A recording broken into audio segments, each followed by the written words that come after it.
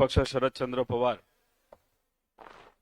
OBC विभागाच्या माध्यमातून महाराष्ट्रामध्ये जी मंडल यात्रा सुरू केली जात आहे त्या यात्रेच्या सुरुवातीसाठी इथं उपस्थित असणारे आपल्या सर्वांचे आदरणीय नेते पवार साहेब, उपस्थित शशिकांतजी शिंदे साहेब व सर्वच नेते, पदाधिकारी, कार्यकर्ते,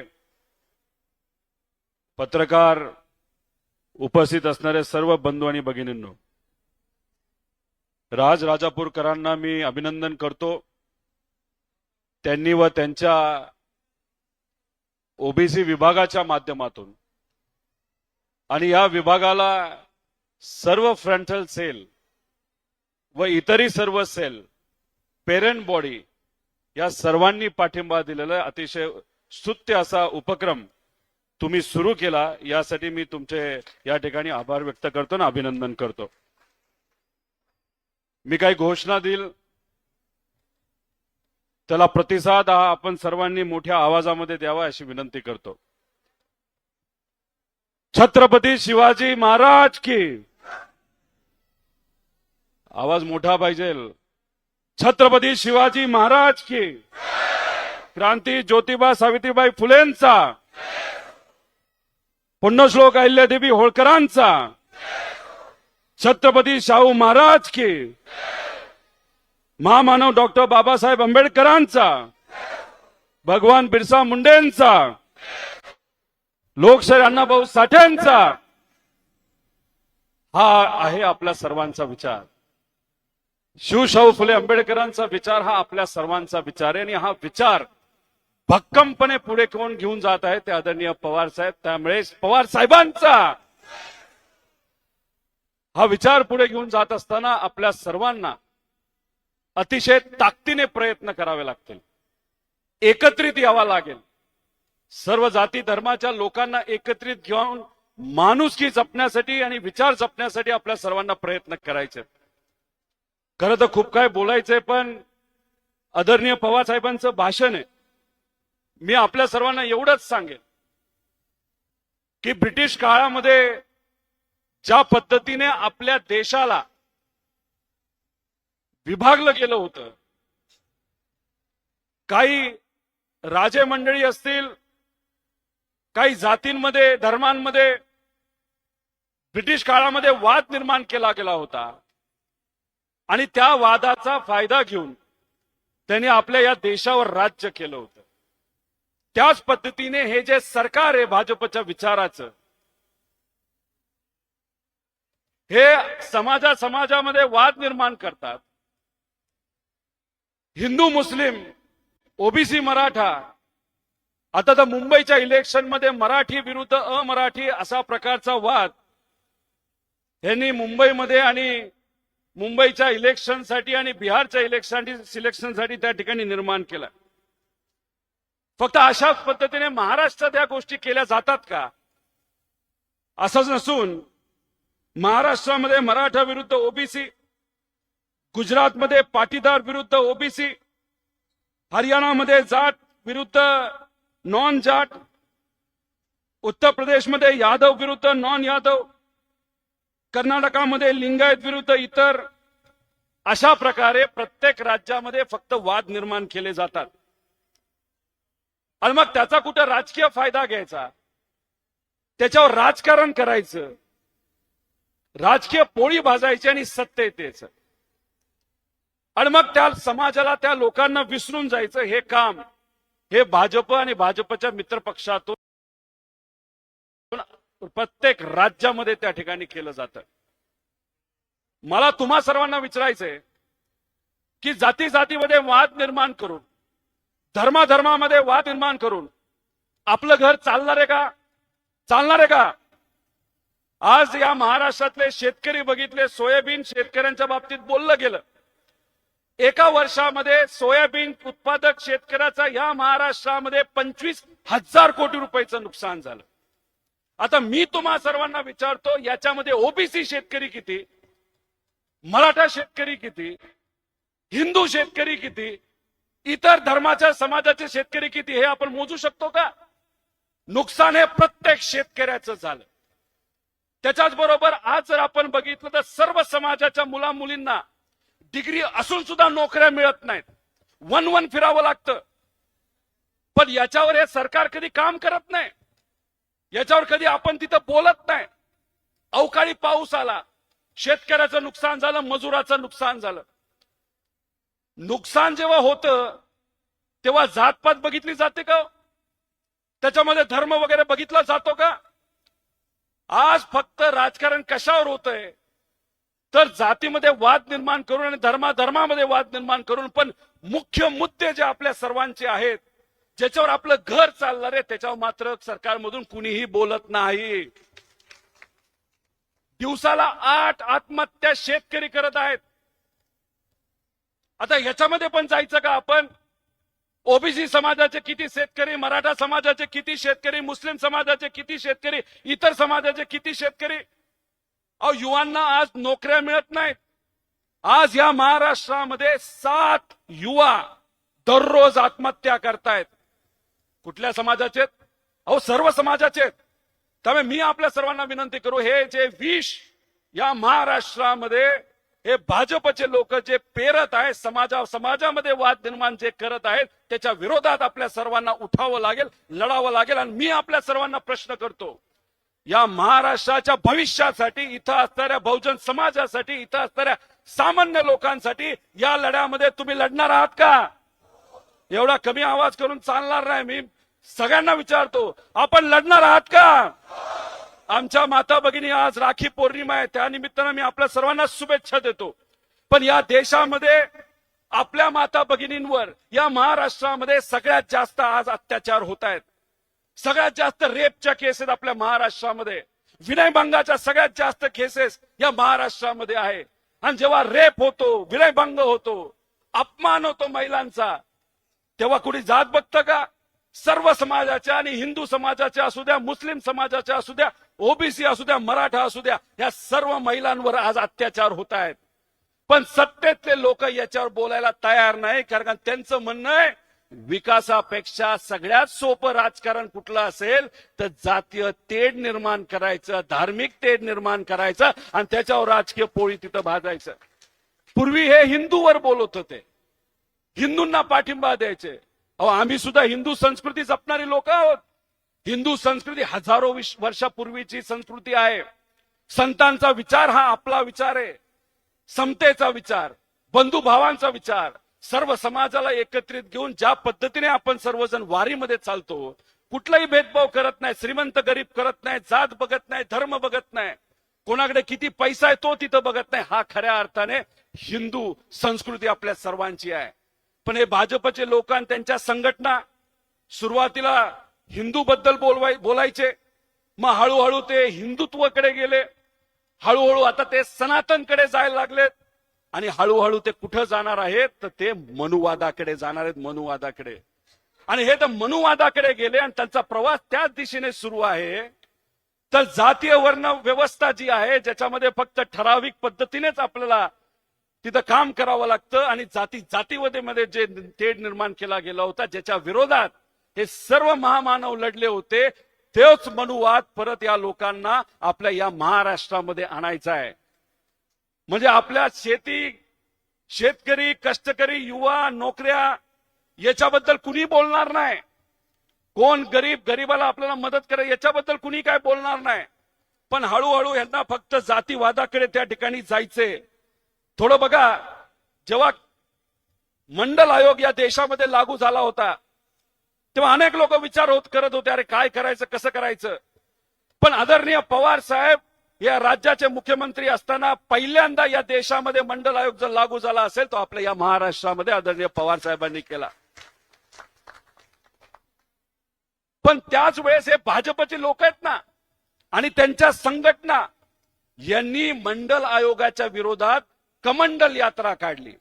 म्हणजे काय, जसं मगाशी म्हणण्यात आलं की हा जो निर्णय घेतलाय ओबीसींच्या बाजूली, मंडल आयोग हे ओबीसींना ताकद देणारं, त्यांना संधी देणारं हे आयोग होतं. आणि या आयोगाच्या विरोधात भाजप आणि आरएसएस आणि त्यांच्या विचाराच्या संघटनांनी कमंडल यात्रा काढली. का? कारण का हा जो निर्णय ओबीसीच्या बाजूने घेतलाय तो चुकीचा आहे, अशुद्ध निर्णय आहे. म्हणून आता तो कमंडल आपण हातामध्ये घेऊन असं भाजपने तिथं सांगितलं होतं, अख्ख्या भारतामध्ये तिथं यात्रा काढली होती. हा त्यांचा विचार आहे, हे तुम्ही सर्वांनी जपून आणि समजून घेतलं पाहिजे. त्यामुळे आज आपल्या सर्वांसाठी काय महत्वाचं हे समजून घ्या. पवार साहेबांनी या महाराष्ट्रामध्ये देशामध्ये कृषी धोरण आलं. हे कृषी धोरण आणल्यानंतर प्रत्येक समाजाच्या, जाती धर्माच्या, शेतकऱ्याचा फायदा झाल्याशिवाय राहिला नाही, हे आपल्या सर्वांना तिथं माहिती आहे. त्यावेळेस सर्व शेतकऱ्यांचा विचार आदरणीय पवार साहेबांनी घेतला. महिला आयोग या देशामध्ये पहिल्यांदा कुणी आणलं असेल तर आदरणीय पवार साहेबांनी आणले. महिला धोरण सुद्धा पवार साहेबांनी आणलं. आणि स्थानिक स्वराज्य संस्थेमध्ये आरक्षण महिलांसाठी कुणी आणलं असेल तर आदरणीय पवार साहेबांनी आणलं. केला का भेदभाव त्याच्यामध्ये? महिलांना जेव्हा आरक्षण दिलं तेव्हा सर्व महिलांना त्या ठिकाणी संधी मिळाली. महिला आयोग आणलं तेव्हा कुठल्याही समाजाच्या, जाती धर्माच्या महिलेवर जर अन्याय झाला त्या महिला आयोगाच्या माध्यमातून त्या महिलेला तिथं न्याय मिळाला. या महाराष्ट्रामध्ये सगळ्यात जास्त MIDC कुणी आणले असतील तर आदरणीय पवार साहेबांनी त्या MIDC आणल्या. त्यातून हजारो, लाखो, करोडो मुला मुलींना आजपर्यंत नोकरीची संधी मिळाली. आणि ती नोकरीची संधी देत असताना कधी विचारलं जात काय, धर्म काय? पण नाही, मराठी माणसं आहेत, आपल्या मातीतली माणसं आहेत. आणि या महाराष्ट्रातल्या प्रत्येक व्यक्तीला, प्रत्येक युवाला, युवतीला नोकरी मिळाली पाहिजे या भावनेतून आतापर्यंत पवार साहेबांनी निर्णय घेतलेले आहेत. आणि त्या काळामध्ये आपल्या महाराष्ट्राचा खऱ्या अर्थाने विकास झालाय. नागपूरमध्ये आम्ही आहोत. इथं जी MIDC आणली ती काँग्रेसच्या काळामध्ये त्या ठिकाणी आणली गेली होती. पवार साहेबांनी सुद्धा त्याच्यामध्ये लक्ष दिलं होतं. पण मी तुम्हाला सर्वांना विचारतो की 14 पर्यंत सर्वात जास्त कंपन्या या नागपूरमध्ये तिथं आल्या होत्या. आणि 14 नंतर आतापर्यंत अशी नवीन कंपनी कुठली आली नागपूर MIDC मध्ये? आलं का काय नवीन? गेलं सगळं गुजरातला. आता मी प्रश्न करतो या भाजपच्या लोकांना, तुम्ही जातीवाद आणि धर्मवाद या महाराष्ट्रामध्ये आणत आहेत, पण आमचा युवा तुम्हाला विचारतोय आमच्या नोकऱ्या गेल्या कुठं? याचं उत्तर त्यांना त्या ठिकाणी द्यावं लागेल. त्यामुळे आपल्या परिवाराचा, घरचा, युवांचा, पुढच्या पिढीचा, या महाराष्ट्राचा खऱ्या अर्थाने विकास जर आपल्या सर्वांना करायचा असेल तर आपल्याला विकासावरच त्या ठिकाणी बोलावं लागेल. आणि हा जो जाती भेद आणि धर्मभेद जो महाराष्ट्रामध्ये त्या ठिकाणी पेरण्याचा प्रयत्न केला गेला तो मिटून काढावा लागेल. आणि त्याची सुरुवात जर कुठं झाली असेल तर आपल्या या मंडल यात्रेच्या माध्यमातून लोकांना जोडण्याचं काम, समाजामध्ये वाद जो निर्माण केला गेला आहे तो वाद मिटवण्याचं काम ही यात्रा तिथं करणार आहे. पण प्रत्येक तालुक्यामध्ये ही यात्रा येणार आहे, प्रत्येक जिल्ह्यामध्ये यात्रा येणार आहे. सर्व जे आपले फ्रंटल सेल असतील, इतर सेल आणि विभाग असतील, आपले पेरेंटचे सर्व पदाधिकारी असतील, त्यांनी सर्व नेत्यांनी सुद्धा या यात्रेला तिथं पाठिंबा दिला पाहिजे ही विनंती आपल्या सर्वांना करतो. आणि जाता जाता तुम्हाला एवढंच सांगतो, पेपरमध्ये जेव्हा एखादी बातमी येते ती बातमी समजून घेणं फार महत्वाचं आहे. बीड भागामध्ये महादेव मुंडेचा मर्डर झाला. महादेव मुंडे कुठल्या समाजाचा? ओबीसी समाजाचा. त्याची पत्नी ज्ञानेश्वरी मुंडे, किती वर्ष त्याला न्याय देण्यासाठी ते आपला पती 200-300 लोकांच्या समोर एखाद्या दगडाली ठेसल्यासारखं त्याला तिथं मारलं गेलं. आणि ती आपली बाई त्या महादेव मुंडेची बायको अनेक दिवस तिथं प्रयत्न करत, 18 महिने प्रयत्न तिथं करत आहे, पण साधे पोलीस त्यांना भेटत नाही. का नाही मिळाला हिला न्याय? का महादेव मुंडेला न्याय मिळाला नाही? आणि मग लोकांनी हा मुद्दा तिथं हातात घेतला. मग कुठेतरी मुख्यमंत्री साहेबांना 18 महिन्यानंतर जाग आली, त्यांनी त्या ठिकाणी बोलवलं, त्यानंतर कारवाईला सुरुवात झाली. का महादेव मुंडे हा ओबीसी नव्हता? महादेव मुंडे हा हिंदू नव्हता? संतोष देशमुखच्या बाबतीत सुद्धा तुम्हाला न्याय देता आलं नाही. तिथं असणाऱ्या सामान्य लोकांनी मुद्दा हातात घेतला, लाखो लोक एकत्रित आलं, मग त्यानंतर तुम्ही तिथं कारवाई करता. का संतोष देशमुख हा हिंदू नव्हता? त्याला न्याय तिथं आपल्याला द्यायचं नाही? मग हे सगळेचे विषय बारकाईने तुम्ही सर्वांनी लक्षात घ्या. कारण का ह्यांना काय करायचंय? त्यांना फक्त राजकारण करायचं, सत्तेत यायचं, सत्तेत आल्यानंतर विसरून जायचंय लोकांना. माता भगिनी इथं उपस्थित आहेत. इथं काय नवीन योजना यांनी आणली होती? लाडकी बहीण योजना. 24 लाख महिलांचं नाव आतापर्यंत कापलं गेले. फक्त स्थानिक स्वराज्य संस्थेची वाट ते बघणार आहेत आणि स्थानिक स्वराज्य संस्थेचं इलेक्शन संपलं तर कदाचित ही योजना जी लाडकी बहीण योजना आहे ही बंद केली जाणार आहे. तर एका बाजूला भ्रष्टाचार चालू आहे आणि दुसऱ्या बाजूला आमच्या लाडक्या बहिणी, आमचे शेतकरी, कष्टकरी, युवा, विद्यार्थी हे न्याय मागण्यासाठी त्या ठिकाणी प्रयत्न करत आहेत. त्यामुळे हे जे काही सरकार आहे त्यांची रणनीती ही आपण सर्वांनी समजून घ्या. त्यामुळे आपल्या पार्टीचा जो डीएनए आहे, मला असं वाटतं की आपल्या पार्टीचा डीएनए हा समतेचा आहे, एकतेचा आहे आणि बंधुभावाचा आहे आणि तीच भूमिका आणि तोच डीएनए, तोच विचार हा आपल्या सर्वांना जपायचा आहे. जाता जाता शेवट फक्त आपल्या सर्वांना एवढंच सांगतो, हे काय करतात, जेव्हा इलेक्शन असतं तेव्हा घोषणा करतात. शेतकऱ्याची घोषणा केली होती, आम्ही शेतकऱ्याची कर्जमाफी करू. केली होती का नव्हती? झाली का कर्जमाफी? 31,000 कोटी शेतकऱ्याचे थकलेत. ते कोणाकोणाचे थकलेत? सर्व समाजाचे थकलेत का नाही थकले? हिंदू मुस्लिमांचे थकलेत का नाही थकले? म्हणजे शेतकऱ्याचे थकलेत. 31,000 कोटी आमच्या शेतकऱ्याचे थकलेत. आम्हाला बँका उभ्या करत नाही, आमच्याकडे पैसा नाही, आम्हाला व्याजावर पैसा घ्यावा लागतो, तिथं सुद्धा आम्हाला पैसा मिळत नाही, तर आम्ही शेती कशी करणार? मग तुम्ही शब्द दिला होता, आता तुम्ही म्हणताय की बघू, आम्ही थोडा वेळ बघतो, थांबतो, करतो. म्हणजे कधीपर्यंत? 29 पर्यंत हे कर्जमाफी करणार नाही. पण 29 पर्यंत दिवसाला 8 शेतकरी जर आत्महत्या करत असतील तर 12,000 शेतकऱ्यांनी तोपर्यंत आत्महत्या केली असेल तर त्याला कोण जबाबदार असेल? तर देवेंद्र फडणवीस साहेब आणि त्यांचं सरकार जबाबदार असेल. या ठिकाणी आम्ही सर्वजण सांगतो. आमच्या लाडक्या बहिणींचे 1,500 2100 रुपये तुम्ही करणार होता, ते तुम्ही तिथं करणार नाही. आम्हाला नोकऱ्या देणार होता, त्या तुम्ही तिथं केल्या नाही. तसंच ओबीसी समाजासाठी pre matric scholarship 5 lakh OBC समाजाचे विद्यार्थी या स्कॉलरशिपवर अवलंबून आहेत. पण 2021 पासून त्या मुलांना स्कॉलरशिप दिली गेली नाही.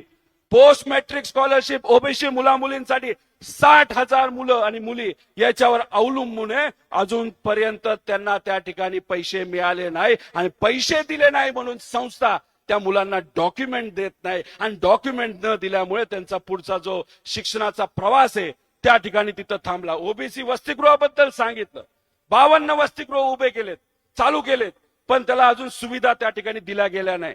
5 महिने झाले या गरीब ओबीसी मुला मुलींना अजून भोजन सुद्धा दिलं गेलं नाही. भोजनाला जो पैसा तिथं दिला जातो तो अजूनपर्यंत त्यांनी दिला नाही. महाज्योती निधी जो तिथं सुरू केला होता त्याच्यामध्ये गेल्या वेळेस 90 कोटी रुपये कमी केले, आता 150 ते 200 कोटी रुपये कमी केले. लाखो मुलं मुली त्याच्यावर अवलंबून आहेत. परदेशी शिक्षणवृत्ती मिळाली नाही. महामंडळ तर अनेक चालू केले, ओबीसी महामंडळ सुरू केलं आणि किती रुपये देतात? तर 40 ते 50 कोटी.